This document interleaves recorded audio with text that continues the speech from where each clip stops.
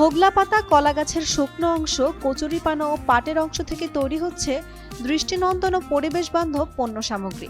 Plastic ও পলিথিনের বিরুদ্ধে পরিবেশের সুরক্ষার কথা মাথায় রেখে উদ্যোক্তা স্মৃতি রায় ব্যতিক্রমে এই কাজটি করে সফলতার মুখ দেখেছেন। ফরিদপুরের বদরপুরের প্রধান সড়কের পাশে গ্রামীণ পরিবেশে স্মৃতি রায়ের প্রতিষ্ঠান আরাধ্য ক্রাফট অ্যান্ড ক্রিয়েশনে ২০ জন শ্রমিক কাজ করছেন, যাদের মধ্যে সবাই অসহায় ও দুস্থ নারী। বিভিন্ন সাইজের mat, conical, cylinder, bag, floor mat, পাপোশ, ওয়াল ম্যাট সহ ৫০ রকমের পণ্য তৈরি করে থাকেন তারা। আমি এখানে টেকনিশিয়ান হিসেবে কর্মরত আছি। ঠিক আছে, ভালো লাগে কাজগুলো, পরিবেশ বান্ধব জিনিস নিয়ে আমরা কাজ করতেছি। ঠিক আছে, এখানে একটা কারখানায় অনেক লোকের কর্মসংস্থানের একটা ব্যবস্থা এখানে আছে। বৃদ্ধ মহিলারা কাজ করতেছে, অনেক মেয়েরা, ২০ জন মেয়ে এখানে কাজ করে। আমি অনেক গরিব লোক, আমি বয়স্ক, তাই আমারে কেউ পছন্দ করে নাই, কিন্তু আমার এই খালা আমার এখানে কাজ দিছে।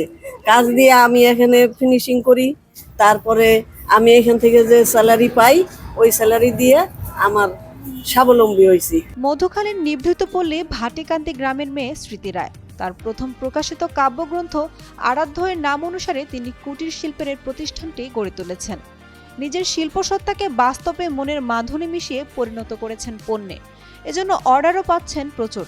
তার বেশিরভাগ পণ্যই চলে যাচ্ছে দেশের বাইরে। স্থানীয় বাজারেও রয়েছে বেশ চাহিদা। দেশীয় কাঁচামালে আমরা কাজ করি। পাট, হোগলা পাতা, কচুরিপানা, কলা গাছ এগুলা দিয়ে পণ্য তৈরি করে বিদেশে রপ্তানি হয়।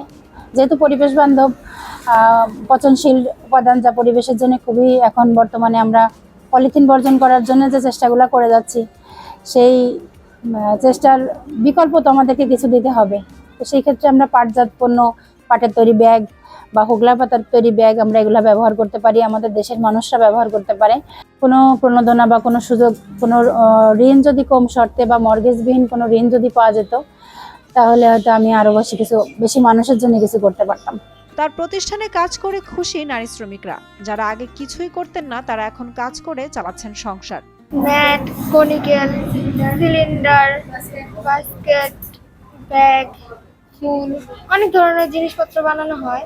১০-১২টা আইটেম শিখছি। এখানে আমি কাজ করে আমার অনেক উন্নত হয়েছে। আগে যে কাজ করতে পারতাম না বা জানতাম না, এখন সে কাজগুলো করতে পারি বা এগুলো করে আমার সংসারের খরচ কিছু চালাইতে পারি বা নিজেও স্বাবলম্বী হয়েছি।